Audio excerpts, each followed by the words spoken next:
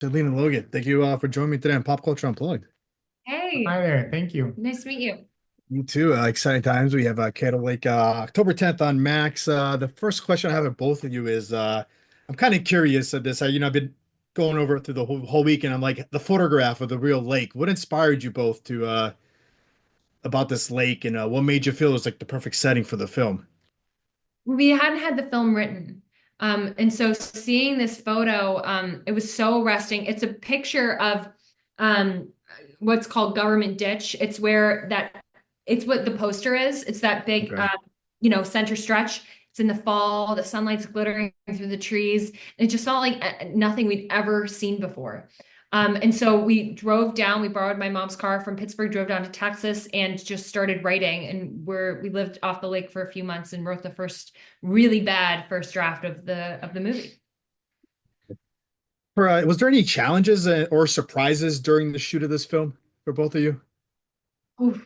I mean, the biggest thing is like we were so subject to the weather because so much of it takes place Okay. outside on the lake, and the water level would change, day to day. And as we moved through certain swamp locations, the crew and the cast are tracking through all the dirt and mud that we turned it into like swampland where you'd like Hmm. lose locations sometimes.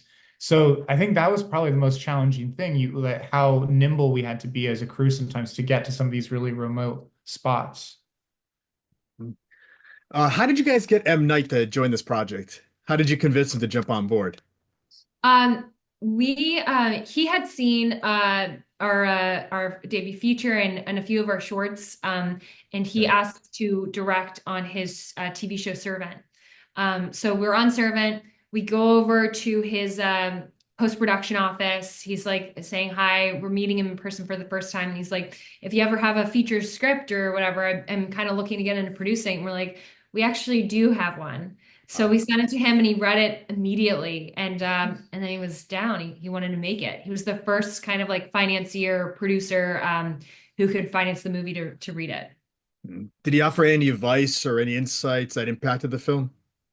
Oh, Oh so my like God. him and Blinding Edge, like isn't a way we could have been more supported like throughout the process. They gave us the reins. We were 100% the writers and directors, but they would watch all of the dailies Every single daily. every day, and like they would call and be like, hey, like make sure we're tracking this with this actor, or like I think you might have missed this moment like next to here. So Right. that was invaluable. And then Knight was heavily involved in post too, gave us so much time in the edit.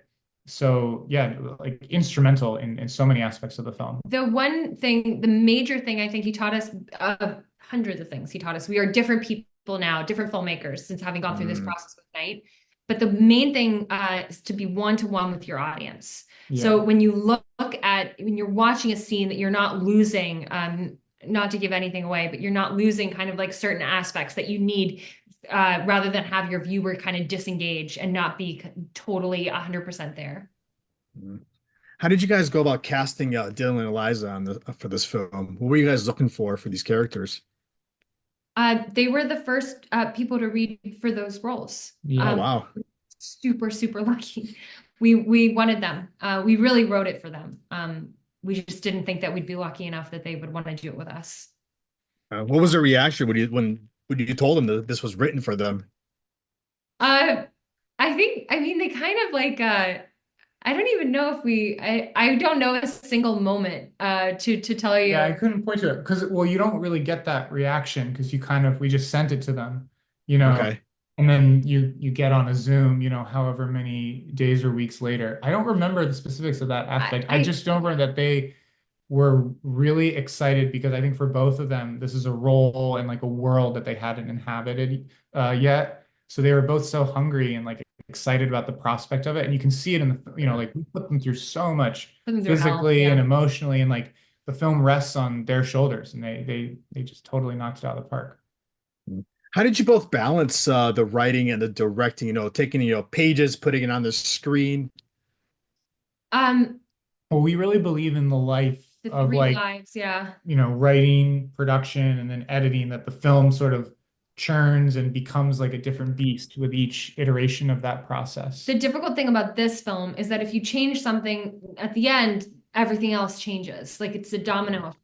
So we had to be really careful kind of in the writing process and then in production. If it rained at one point, then it's really affects, like for more reasons than one, this scene. So yeah, we had to really protect kind of the script. Mm. Last question. What are you both hoping when the viewers tuning to watch this? What are you hoping they get out of this film? You know, it has these drama pieces, but it is a sci-fi, it is a thriller. But at the end of the day, we want you to call your mom. We hope you feel like you want to call your mom or call Yeah. your dad. Yeah. How about you, Logan? I think, yeah, just sort of that your relationship to your family, it's a really delicate, but at the same time strong, these bonds that you have with these people that are close or you feel really distant from in your life. But these are really like central tenet relationships that we should hold on to and care for and ultimately have a lot of like forgiveness around. The film is built around this idea of how much can you really understand your parents, the life that they led before they gave birth to you. It's this like whole other Mm. world that you were never a part of. And to accept them for that, the mistakes that might have been made in the past. All right. Celine and Logan, I want to thank you for giving me a few minutes today. Good luck. October 10th on Max. Thank you again. Yeah, Thank you thank so you much. so Thank much. you. Have a great day.